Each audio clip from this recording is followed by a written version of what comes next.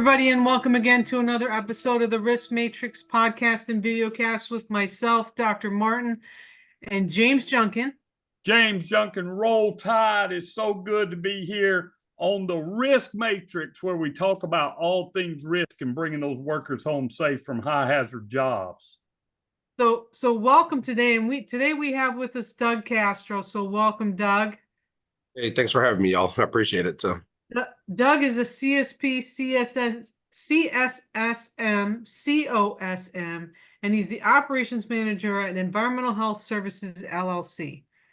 Doug has over 18 years of experience in workplace safety and risk management, leadership, and professional development. Among many services offered by Doug's firm, they develop training videos, computer-based training design, and conduct instructor-led courses.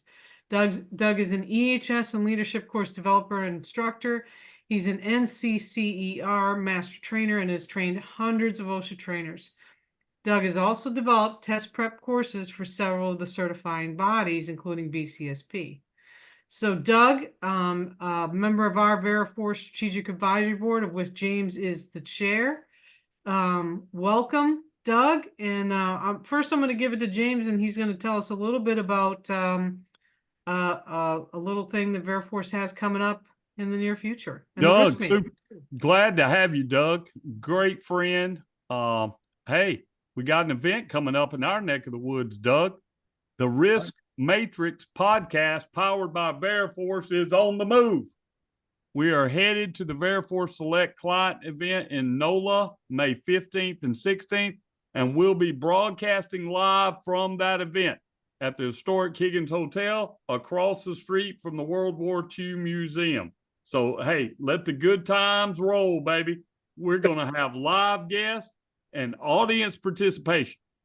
Now, this show, the Risk Matrix, risk come in all different forms, and we'll be welcoming back Brent Kellerkamp, an attorney with the law firm Ogletree and Deakins, to discuss risk around cybersecurity. If you're a member of the Veriforce Network, check your inboxes for the in-person invitation for the May 2024 Veriforce NOLA Select Client Series event. Got some great speakers that are going to be there, including myself, Dr. Martin virtually, Brent Kellerkamp, for a live filming of the Risk Matrix. And for those of you that can't make the live event, as always, the podcast will be on YouTube and on Spotify. Welcome, Doug. You're in the Matrix, baby. Hey, thank you both. Thank you, Dr. Martin. Thank you, James. Appreciate it. And James, I'd agree with that client select series for Veriforce. I've been to a few of them. I think they're extremely informative, and they're great for networking too. So I absolutely recommend anybody who can make it live. And if not, at least catch it pre-recorded. Well, absolutely, man. I enjoy it. It's a chance for me to sit in the audience and do less talking and more speaking, less speaking and more listening. It's how we learn, right? But yeah, we wanted to have you on, Doug, because I think all of us as safety professionals get asked this question all the time, whether it's messaging on LinkedIn or emails or text message. I get it one time a week. I get it 15 times a week. And that's, hey, I want to get some type of designation, some type of safety certification, whether it's ASP or CHST or CSP or whatever, and you certainly offer courses, and you offer tips on your YouTube channel that are free for people to go to and on how to prepare for these courses.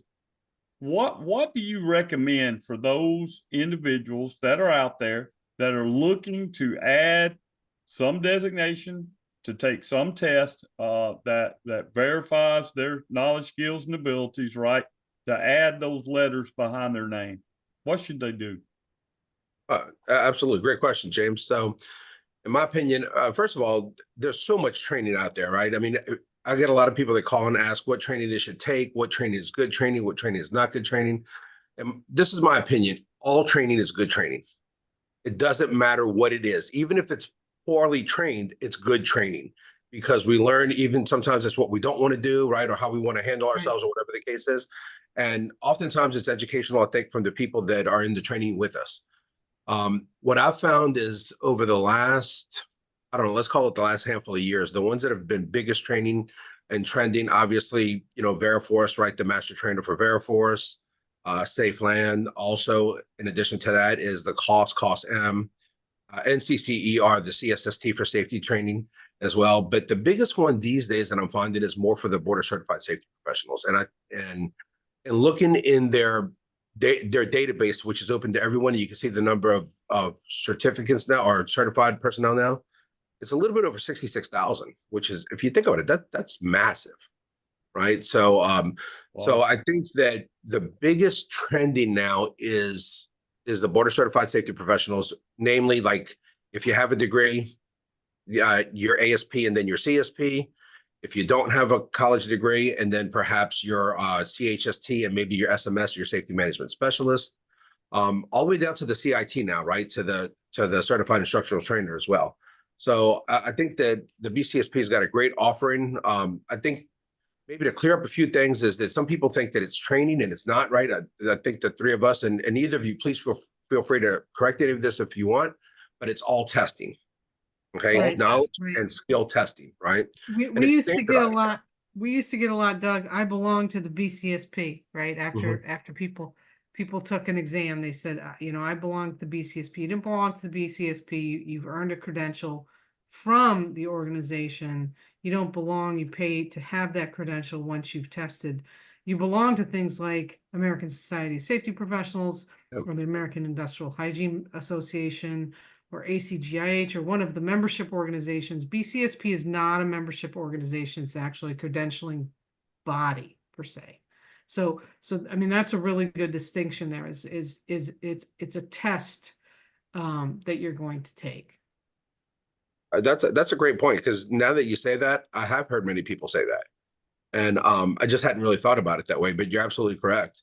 And that's perfect, right? And that's a perfect example. I think the biggest thing, Dr. Martin, is that that's what it is that many people in our industry don't know, aren't familiar with who the larger acronyms are, let's say, or more recognized acronyms, right? Because there's several of them. There are hundreds, or let's say, Right. Dozens, well into 100 or 200 different acronyms or training courses out there. But I think that the biggest thing when people call, and I think most of us are the same way, right? Someone we know got credentialed in something, right? Either got certificated, got credentialed, or got certified. And we often tend to follow in other people's paths because they've cut part of the way already. And many times it's people that are influential in our professional development or our personal lives, but also that we're trying to get to the next step, whether it's on the supervision side of operations or whether it's on the safety side. I will share this, James. Like I said, is I think that the biggest confusion is people that say that I don't have a college degree. Let's call it a bachelor, because there's that exception for the ASP for the associate's degree with 12 hours of college credit in safety, right, or environmental health and safety. But I think the biggest question that I find is this, and maybe we'll start from here, is let's talk about maybe like a frontline supervisor, first of all, in construction, right? Either the STSC, like the safety training supervisor for construction, or just the STS for like a general industry, is a perfect example of a great entry point. Also, certified instructional trainer, people who have trained at least 135 hours, whether it's virtual and or online or program development, and all these parameters and all these requirements on the BCSP's website.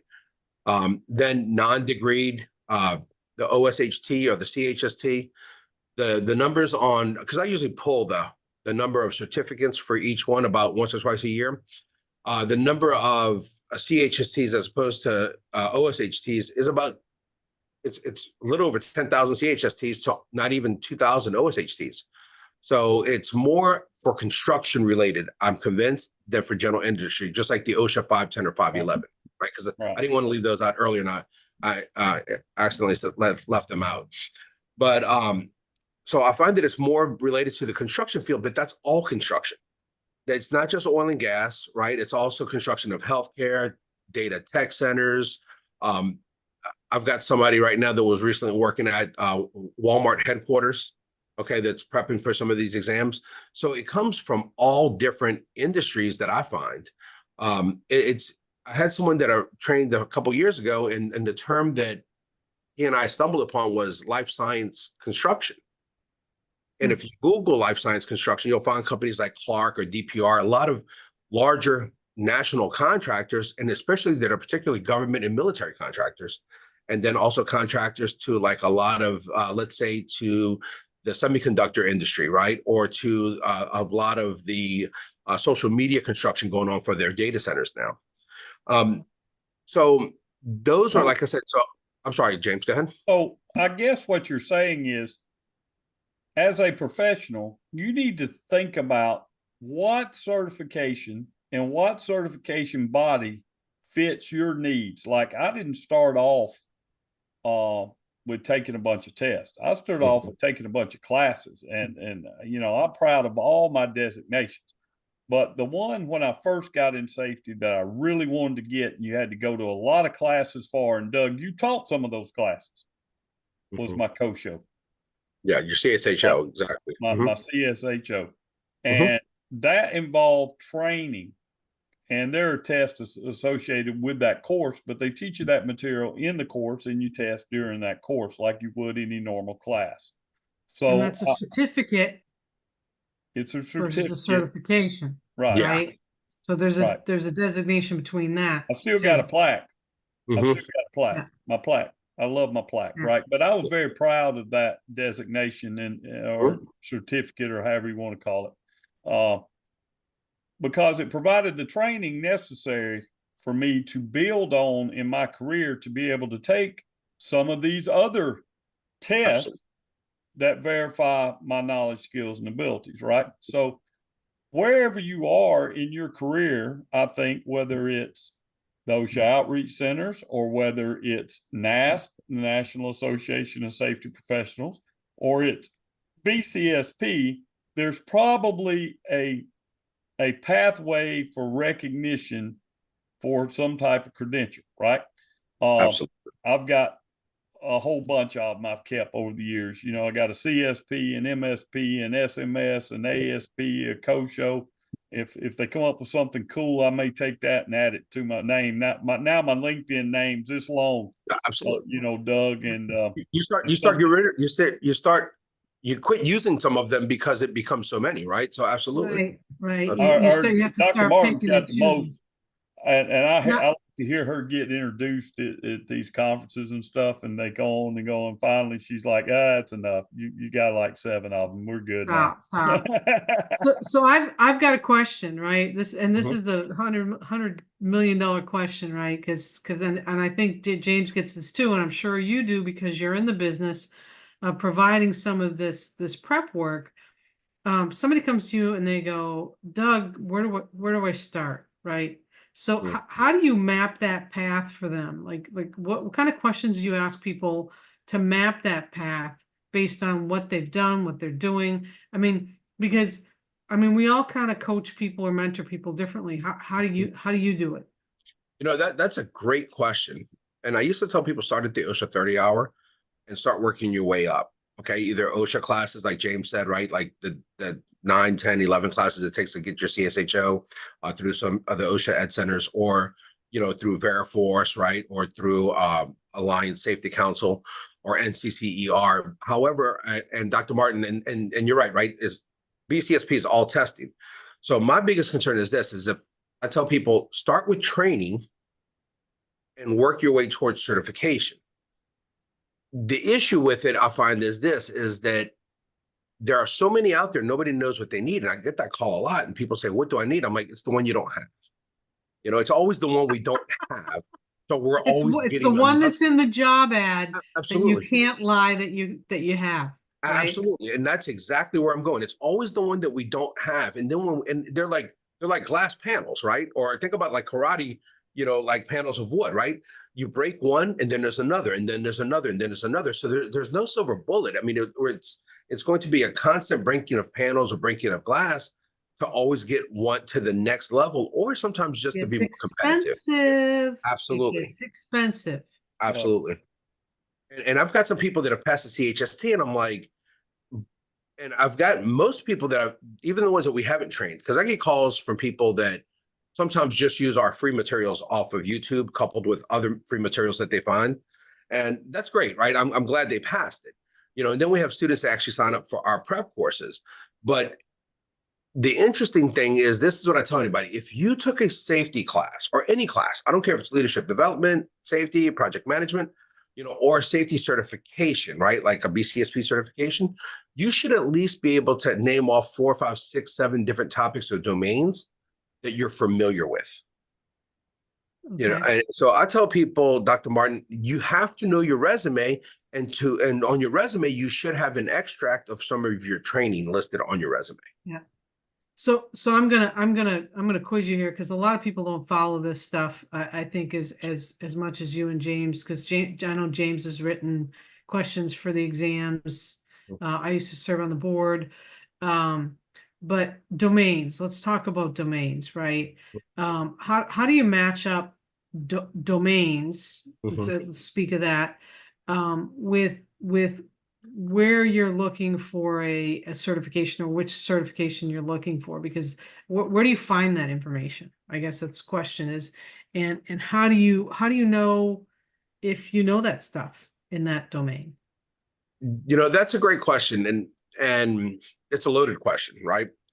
So since we're going back to the BCSP, right? So if anybody's watching, or when everybody watches this, anybody watches, they'll know that we're going back to the BCSP credentials.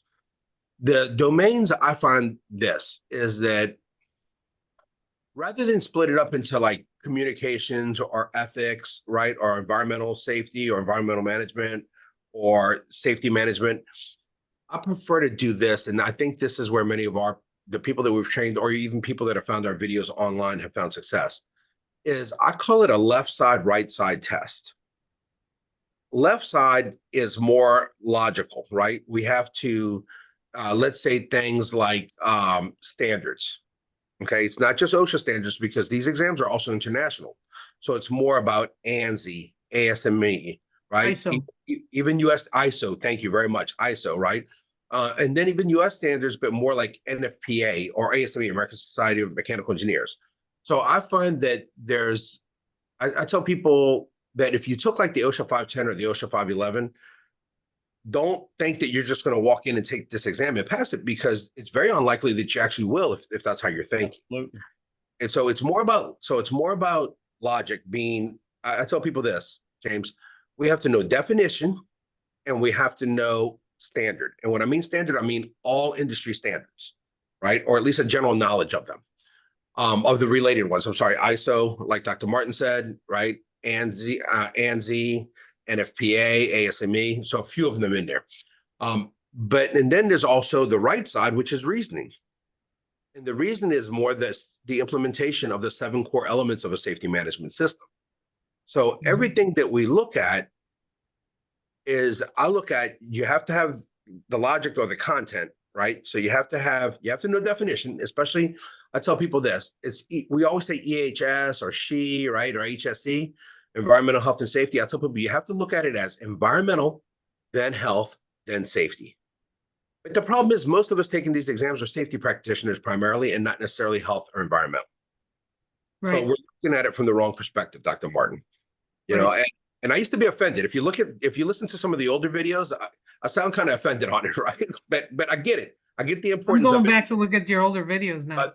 We cut a lot of them, but look, I praise the BCSP. I think it's a great organization. I think it's great people. I think it's great intent. But like anything else, like my own work, there are flaws. There's certain flaws in the system, right?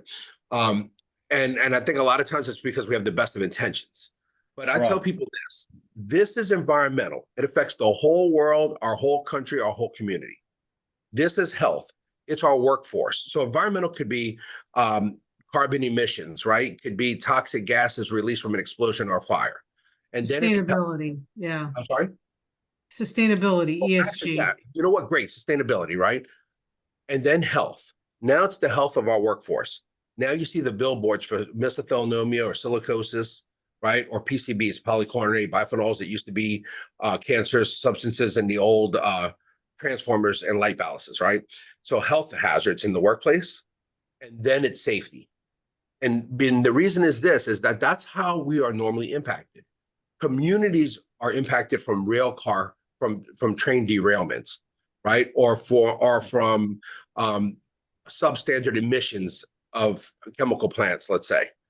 Health, we can affect the whole workforce for decades at a time or for days at a time.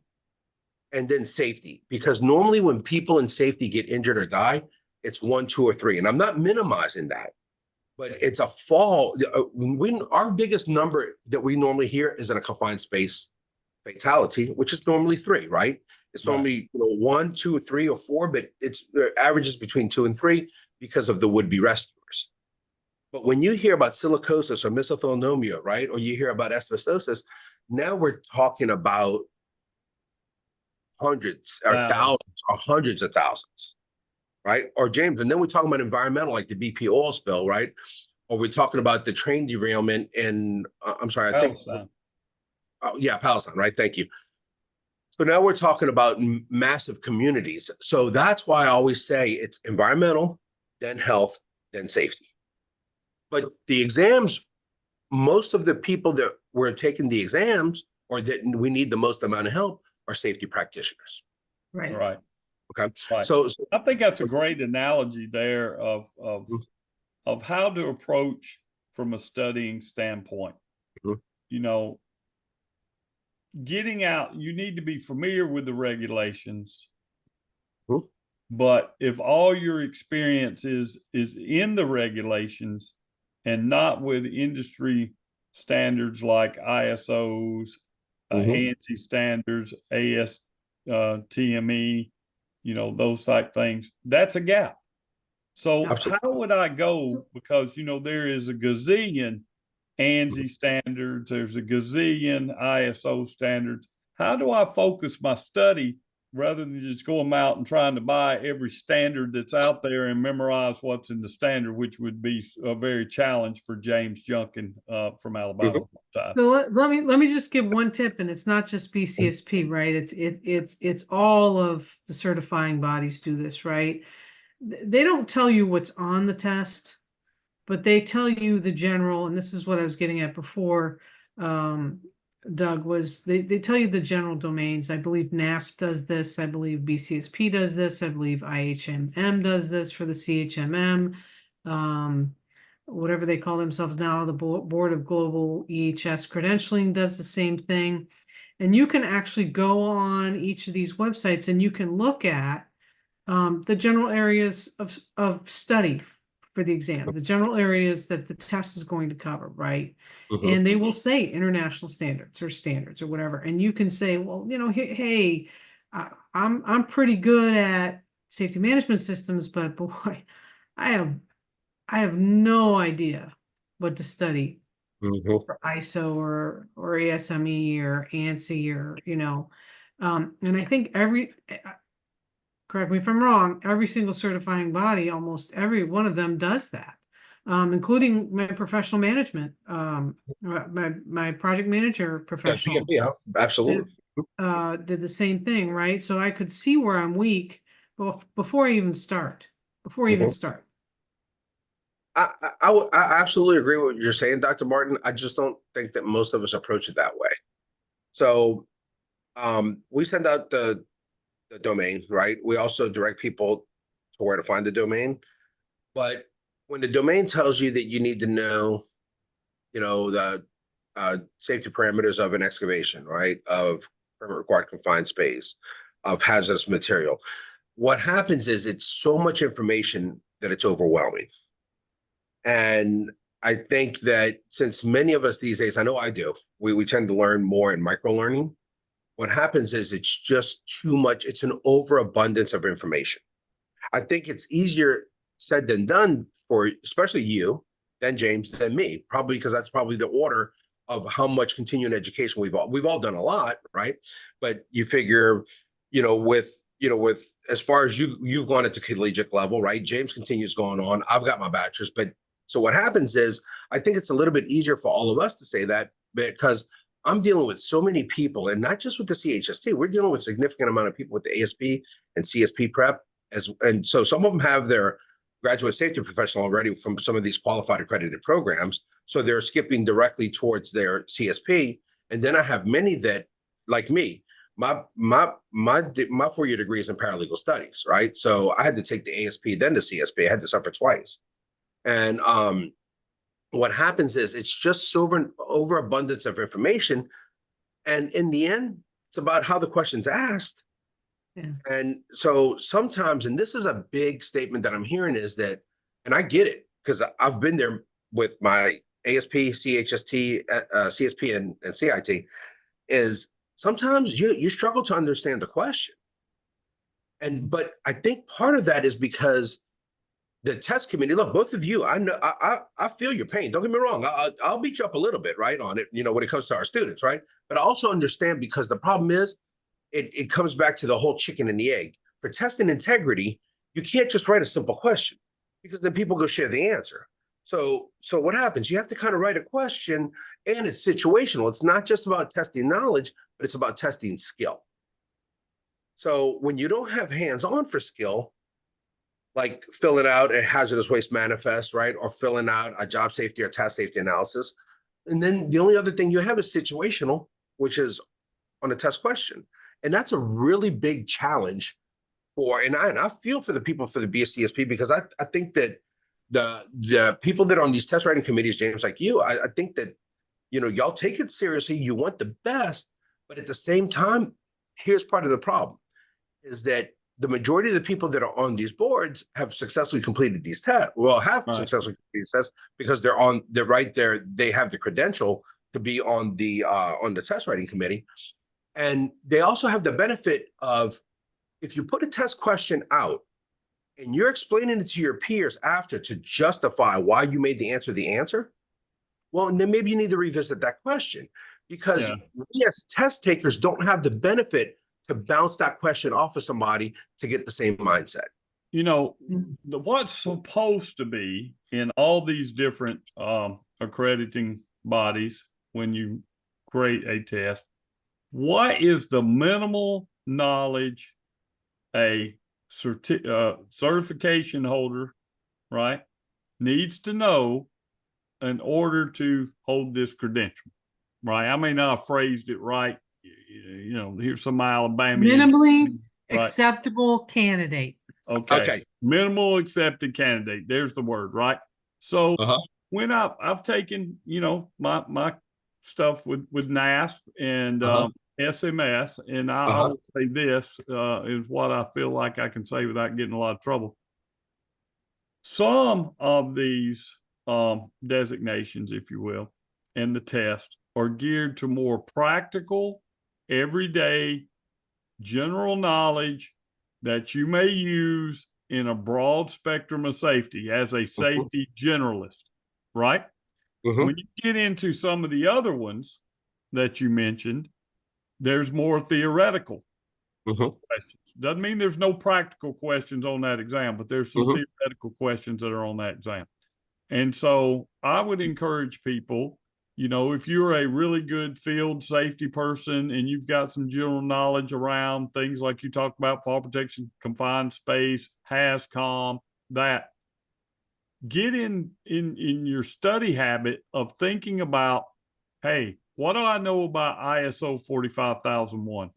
Absolutely. Okay, because ISO 45001 is an international safety management system, and you can almost guarantee there's going to be questions around safety management system. Think about insurance, because if you're running a safety department, you've got to understand workers' comp. You got to understand experience modifiers. You have to understand a little bit about liability in the broader sense, right? And then when we're talking about training adult learning techniques, and you may be a great trainer, but how do you develop training? So what I tell people is read a lot. And if you've got some deficiencies, that'll catch you up. Now, there's all sorts of test prep things that are out there, but I'm talking about stuff that you retain that make you a better professional down the road. Now, Doug, I know you get this question because I get it all the time. James, I'm terrible in math. Well, look, James terrible in math too. The only one I know that's good in math is CIH's, right? So I'll phone a friend if I've got to. But James, I'm terrible in math. There's no way I'm gonna pass this test. Why is all the math on there? Math scares me. I'm paranoid to the math. What do I need to do to get ready for some of the math questions that are going to appear on all, whether it's NASP or I haven't taken the CHMM. I'm assuming there's some math on that as well. I would think, Dr. Martin, I would think there's some on there. Definitely Might in be. the CIH exam and on CSP, MSP, some of that. There's math calculation. So how do I prepare for all that? Or did I just say, I'm out? I tell people don't sweat the math. That's exactly what I tell them. So every person that we have test, and I don't think a person's told us no yet, we do a last minute prep before they test, as long as they tell us they're going to test. And we do a debrief after they test. This is the rule. I tell them, I don't want to know the questions. I don't want to know the answers. All I want to know is first of all, I want to know how many math questions did you have? And the normal number that I'm hearing for most tests, with the exception of the ASP, is anywhere from 3 to 8 questions in math. With the ASP, maybe 5 to 12, let's say. Regardless, that's anywhere from 2% to 5% of the test. Why would you invest an overabundance of time in 2 to 5% of the test? You should not invest the majority of your time there. You should invest the minority of your time there. Right. The next question I ask them is this: what content that we trained them helped them the most? What content we trained them they didn't see at all? Did they see anything, any topic new that we never even mentioned to them? So is there a definition that we need to strengthen up on? That's it. We respect the testing integrity for the organization. I feel that we're ethical and moral when it comes to our training. And in the end, giving someone the answer doesn't help anyone.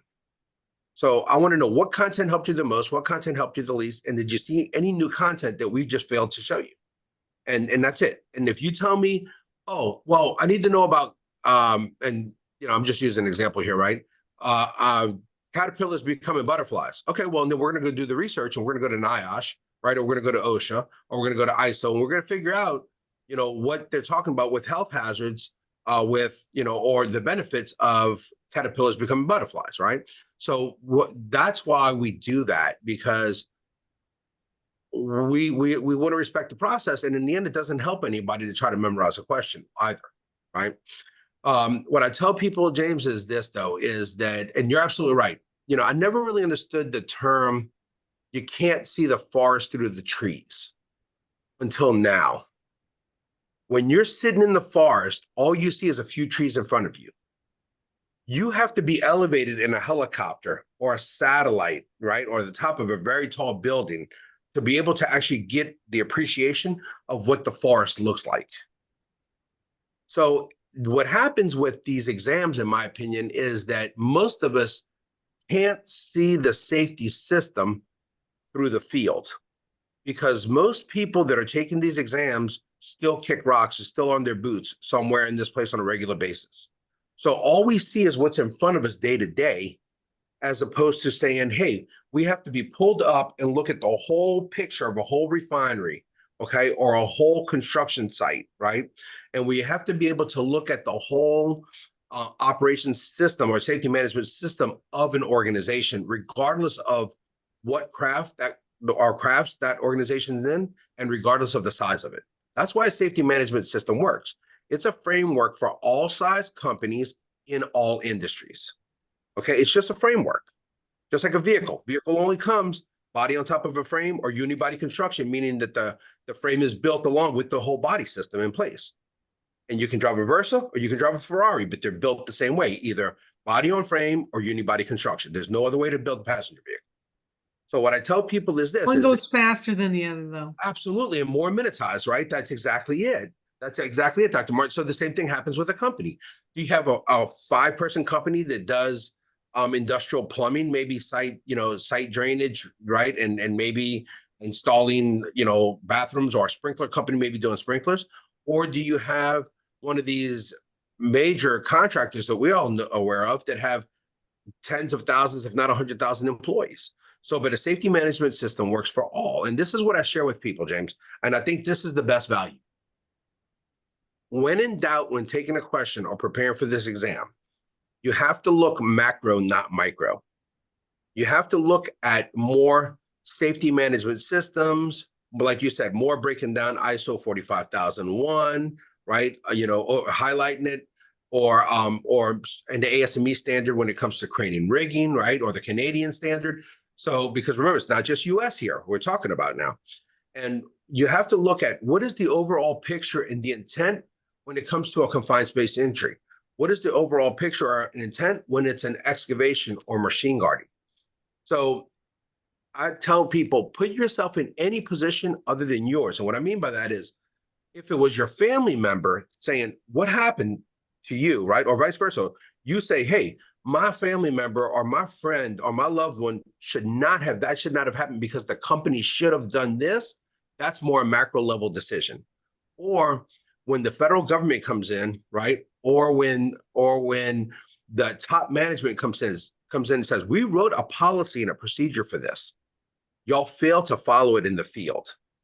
When we've all been there, right? When some of us have said, and I know I've been guilty of it in the past, before I knew better, we say, well, management's not in tune with what's actually happening.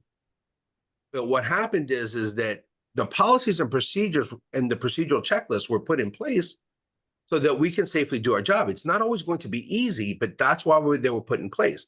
And if you keep that in mind, what would management say when they look at this in an accident investigation report? Happened or failed? Or what would the government say? Or like I said, right? Or if we're in a helicopter looking down, what would happen? And you have to take the big picture, we just tend to look at things in a very microscopic view. That's the best tip I can tell anybody. When in doubt, always pick the safest answer. Now, you might not think it's realistic, but think about it. We're talking about Mars, we're talking about the moon, and we're talking about something's not realistic in the workplace. One of the things I think, advice, we kind of wrap this up, is don't fear failure. Absolutely not. Don't fear failure. I was on a thing with ASSP here earlier today, and they had a person whose career had been recognized as a fellow of the society. And all the stuff they had to go through to become a fellow of the society, recognizing a lifetime of achievement. And they said, look, when I first got into safety, after I got out of school and all this other stuff, I took the CSP 3 times before I passed it. And that person is a fellow there you go. Society. So look, don't be afraid of it. When I took it, I said, I'm going to go take it. I want to see what's on it so I know what to study. And that's okay to have that strategy. Yeah, absolutely. Lower the stress. You'll eventually get there. Common test taking tips that you used when you're in school or in high school or in college or whatever, they apply to this as well. I tend to go with my first gut instinct. And, some people will leave a question and come back to it. You certainly can do that. James doesn't do it that way. I never leave a question. I just unanswered, right? I'm going to make a decision and we're moving on. Right or wrong, we're running on. When in doubt, see your way out, right? That could be your test strategy. But I've had people that work for me that have not been successful, but then they see where their deficiencies are and then go back. What's the point? Keep learning, because all of us got into safety for one reason only. We wanted to bring workers home safe. We wanted to make a difference in other people's lives. We certainly want to be recognized for our career achievements. I do, you do, everybody does. But I think preparing for some of these exams helps make you a better safety professional, because what you're exposed to outside of your present job scope. If I only work in oil and gas and I only work in the refinery, maybe I'm not exposed to things in manufacturing. Maybe I'm not exposed to things in construction. If I only work in construction, maybe I don't understand process safety management and how all that works. So I think this makes you a better, well-rounded safety professional as you prepare for this. And most of us are generalists anyway. So it's always good to learn, to know, to gain knowledge. And if first you don't succeed, keep going. Try again. And when you do succeed, don't stop. Yeah, Yeah, continue in education, continuous improvement, right, Dr. Martin? I absolutely agree. Because a certification doesn't make you a good safety professional. It makes you, in that moment, the person who passed the exam at that qualification level, minimally acceptable candidate for that version of the exam and nothing more. And so if you stop there and you rest on your laurels and you think that you're just going to get by with a Mhm. CSP, MSP, STSC, COSM, COS, Master Trainer, that's not going to work, right? Because your life is long and so is your career. Mhm. So you got to keep going. But we don't want to keep you way long, Doug. But we do want to point people towards where they can find some of that free stuff you talked about. Absolutely, Dr. Martin. Before that, let me add these few things, or just recap these few things. I think these are the biggest ones, because this conversation, honestly, it could have taken hours. We can go so many different directions. First of all, like I said, always for these exams, people should always consider, and they'll see it on the exam on the prep, those pre-videos that we have. Think environmental, then health, then safety, because environmental has to come first. Also, many people aren't sure if they have the experience or not to apply for some of these exams. There's obviously an educational requirement, but there's also an experience requirement. I tell people, don't get confused between safety title and safety responsibilities. We Right. all have safety responsibilities, doing hazard assessments, tool inspections, equipment materials. And the BCSP recognizes safety experience, not necessarily safety title. Right. So I tell many people that I've had people that are attendants, right? Confined space watches, fire watches, foremen. Firefighters, Absolutely. EMTs, Thank police you. officers, military personnel, Thank you very much, etc. Dr. Martin. And I think that's important to know, because many people think that they're not included or they're precluded from this, but they're not. We have to, even for our resumes, we should be looking at safe EHS experience, not EHS title. Okay. Responsibilities that we've had. Also, James, like you said, answer the question. Never leave a question blank on the exam. If you leave it blank, you will miss that question. At a minimum, take a guess. And then the last thing, and like you said, is don't fear failure. Worst case scenario, worst You case try scenario, again. yeah, you fail the exam, and Dr. Martin, like you were saying, they'll tell you what domains you have to work in the most, right? And James, if they pass it, you got the credential. And going back to exactly what Dr. Martin said, keep investing in yourself, keep investing in more training, more credentials. And And I by the think way, that's you're going to have to, for most credentials, you have to have continuing education, and that's the whole absolutely. point, Absolutely. right? And I So, think, look, I think the BCSP, I think it's a great organization. I think it's great people, right? I think that, don't get me wrong, like any of us, sometimes we overshoot the mark, sometimes we undershoot the mark, and I think it's a little question issue here, a question issue there. But the biggest thing, they are really, all these organizations that we spoke about, Veriforce, right? Alliance, y'all's programs, our programs, right? NCCR, they're all for the betterment of the industry. And ultimately in the end, what is it? To keep employees safe, right, and bring us home safely. That's it. It's always the same Right. goal. That's Dr. right. Martin, as far as the videos, the easiest thing people can do is if they go to YouTube, they can either search just BCSP prep, right? Or it doesn't matter, ASP prep, CSP prep, CHST prep. So they can search BCSP prep, or our call sign is channel4training.com. So the number 4. So channel 4 training. I'm sorry, just channel 4 training. That's our handle on YouTube, and Channel one of 4 those. with the number. Yeah, so Channel channel, 4 like with the channel number. CHANNEL for training. How That's our about handle if they on how about YouTube. if they Google on YouTube Doug Castro? Will they get something Pro- there too? Probably, but then again, they might catch me after like a bad Saints game one day. No telling what they're going to say. So yeah, Hey, listen, everything is a wormhole, right? It might get you to Channel 4 training. You never know. So thank you for coming on, Doug. We really appreciate all your wisdom. And we appreciate your participation on the Veriforce Strategic Advisory Board. I know James does as the chair of that prestigious organization.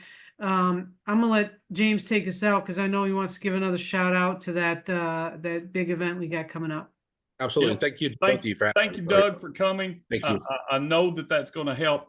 That advice is very sound. I know others that it's helped. And I will just say this, for those of you that have taken tests and that have achieved a milestone in your career, don't forget how you got there. Help other people, man. Help other people. And Doug certainly Send the elevator Doug back is out down. there. That's right. That's Great right. point. So Great. want to end on this again. The Risk Matrix podcast powered by Veriforce will be live May 15th, 16th down in NOLA at the historic Higgins Hotel for the Veriforce Select Client Series. If you remember the Veriforce Network, check your inboxes. You probably have an invitation there. If not, for all of you that like our podcast, our video cast, hey, continue to follow us there on YouTube. That live event will be on YouTube or on Spotify. Hit that like button, hit that subscribe button, get down in the comments. Let's get after it. But whatever you do, keep bringing those workers home safe from high hazard jobs.